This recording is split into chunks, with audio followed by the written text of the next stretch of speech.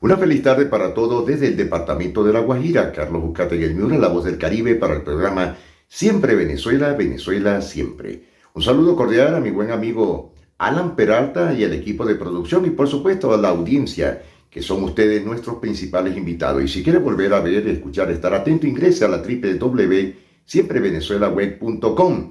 Caño Amarillo, la Gran Caracas, la historia de Venezuela. Una historia de la gran capital y por supuesto muy interesante. Detalle. La parroquia Catedral es una de las 22 parroquias que forman parte del municipio Libertador de Caracas. Está ubicada en el centro histórico de la capital venezolana. Limita al norte con la parroquia Altagracia, al sur con las parroquias Santa Rosalía, Santa Teresa y San Juan, al este con la parroquia Candelaria y al oeste con la parroquia 23 de Enero. Es una de las zonas de Caracas de mayor interés histórico, arquitectónico y comercial. Se compone de los sectores El Silencio, Montepiedad, Caño Amarillo y Pagüita, y ahora otros sectores que se han ido estableciendo, como lo es La Vecindad y El Buen Consejo, que aunque territorialmente pertenecen a la parroquia 23 de Enero, socialmente son consideradas partes de Caño Amarillo.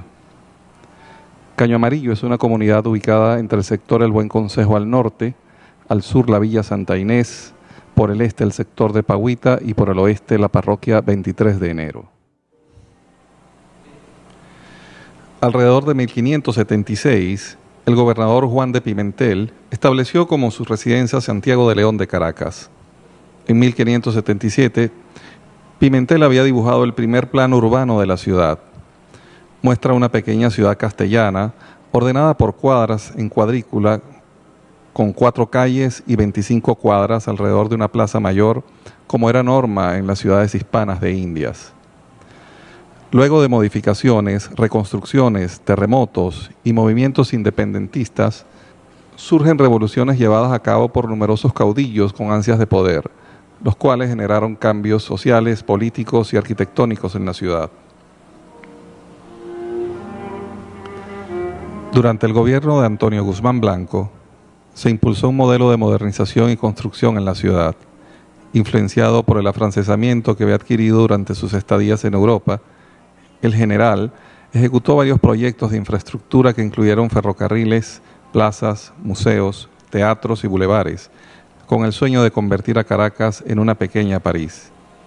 Dotó a la ciudad de cloacas y alcantarillas, aunque no del todo bien asesorado, pues ordenó a que se utilizara el río Guaire como la vía principal de desagüe de las aguas residuales de la ciudad, lo cual produjo contaminación y daño en todas las vertientes del río, entre ellas la quebrada Caraguata, la cual recibía el nombre de Caño Amarillo por las flores de caña amarga que crecían en su ribera. En su gobierno se establecieron servicios eléctricos y una red de teléfonos. Construyó obras arquitectónicas, tales como el Capitolio, el Panteón Nacional, el Palacio de las Academias, el Teatro Municipal, el Arco de la Federación, el Calvario, la Iglesia de Santa Capilla, la Basílica de Santa Teresa y el Templo Masónico. En el año 1877 se comienza a construir los ferrocarriles a manos de ingenieros ingleses que vinieron a Venezuela.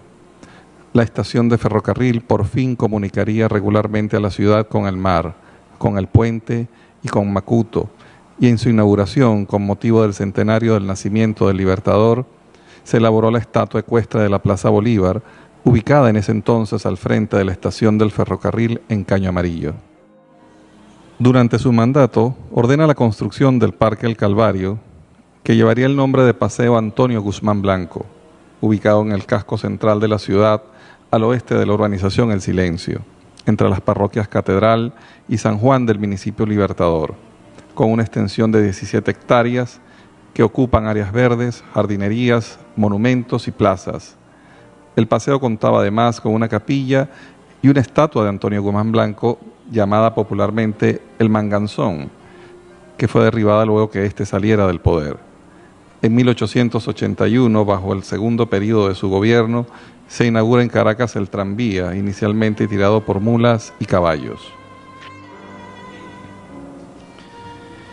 En el año 1885, luego de asumir la presidencia, Joaquín Crespo incluyó en el Parque El Calvario otro templo, la capilla de Nuestra Señora de Lourdes, de estilo arquitectónico gótico. Más tarde, el 28 de octubre de 1895, se inauguró el Arco de la Federación en conmemoración de la Guerra Federal acaecida entre 1859 y 1863. En 1898, durante el segundo periodo de mandato de Crespo, se construye el monumento a Cristóbal Colón, que además de la estatua, también incorporaba unas escaleras llamadas graderías de Colón, hoy conocidas como las escalinatas del Calvario. Joaquín Crespo concentró su simpatía constructiva en la zona de Caño Amarillo. Durante su primera administración, ordenó la construcción del viaducto La Unión, que comunicaría el sector de Pagüita con el Calvario. Junto a las estaciones de ferrocarril, Joaquín Crespo haría construir una hermosa residencia familiar denominada Villa Santa Inés, una casa de recargada y confusa decoración donde se mezclan los monogramas de hierro forjado y escayola, las cariátides y las molduras floridas, un ejemplo del gusto del momento y principalmente del gusto de su esposa, doña Jacinta de Crespo. No muy lejos, superaría su propio récord de lujos con la construcción del Palacio de Miraflores y le daría un inconfundible ícono a la democracia del siglo XX.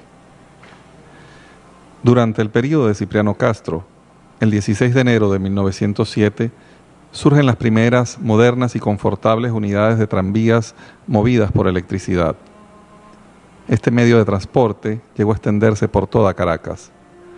Localizado en el sector de la planicie, cercano a Montepiedad, se comenzó a erigir, por decreto del general Cipriano Castro en 1903, lo que hoy conocemos como el Museo Histórico Militar, edificación originalmente destinada a servir de sede a la Academia Militar de Venezuela.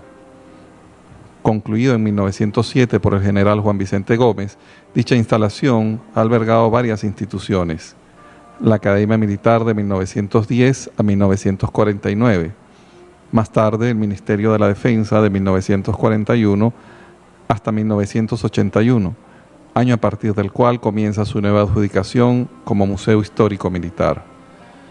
Durante el periodo de Eleazar López Contreras, el 25 de abril de 1935, es esperada con emoción la visita de un gran personaje de la música popular latinoamericana, Carlos Gardel, un cantante de tango de la época que causó furor entre la comunidad, quien llegó a la ciudad en el ferrocarril desde Macuto a Caño Amarillo. En la década de 1940 fue inaugurado el Museo Ornitológico de Caracas en la parte norte del Parque El Calvario.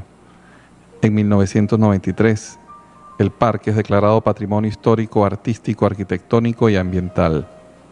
En 1947, una huelga de trabajadores del tranvía suspendió para siempre el magnífico medio de transporte que conocieron los caraqueños de esa época. Además de la guerra sin cuartel que le hicieron los automóviles y los autobuses, provocando que el viejo tranvía se batiera en retirada totalmente derrotado. En 1948, Caracas atravesaba una de sus peores crisis en materia de transporte. La población creció, el sistema de tranvías fue reemplazado por 43 líneas de autobuses, con una flota de 533 unidades que transportaban 350.000 personas diariamente, con lo que la congestión vial adquiriría niveles críticos. Con la llegada al poder del dictador Marcos Pérez Jiménez en 1952 y su modelo desarrollista, se consolidaron los cambios iniciados en la ciudad, lo cual trajo un importantísimo aporte a la modernización de la infraestructura. Se construyeron obras como el Teleférico de Caracas, el Hotel Humboldt, el Hotel Tamanaco, la autopista Caracas-La Guaira y los paseos públicos Los Próceres, Los Ilustres y Los Precursores. Se inició la construcción de obras como el Helicoide y se culminaron otras como el Centro Simón Bolívar y la Ciudad Universitaria de Caracas, así como numerosos hospitales y urbanizaciones. Además, a través del plan regulador se concluyó un importantísimo sistema de vialidad en la capital, compuesto por una red de autopistas, elevados, avenidas y distribuidores viales, aunque en ningún momento se tomó en cuenta la zona de Caño Amarillo. En lugar de ello, se presentó un decaimiento de las estructuras establecidas, pues a partir de 1958, tras la caída del régimen perejimenista, se perdió el material rodante y equipos restantes del ferrocarril, la mayor parte fundidos como chatarra en hornos de metalúrgicas ante la desidia y corrupción de quienes lo pusieron en manos privadas a precio de gallina flaca. En 1970, la Villa Santa Inés es declarada Monumento Histórico Nacional. En 1990 es donada al CONAC, convirtiéndose en la sede del Centro Nacional de Conservación y Patrimonio CECOP. En 1994 se crea el Instituto del Patrimonio Cultural y se destina a la Villa Santa Inés como sede de sus oficinas. La primera vez que se planteó un transporte rápido masivo para la ciudad de Caracas fue en el año 1947. Dos empresas francesas presentaron al Consejo Municipal de Caracas proposiciones para estudios, proyectos, construcción y explotación de un sistema metro durante un lapso temporal definido mediante garantía de interés sobre el capital invertido.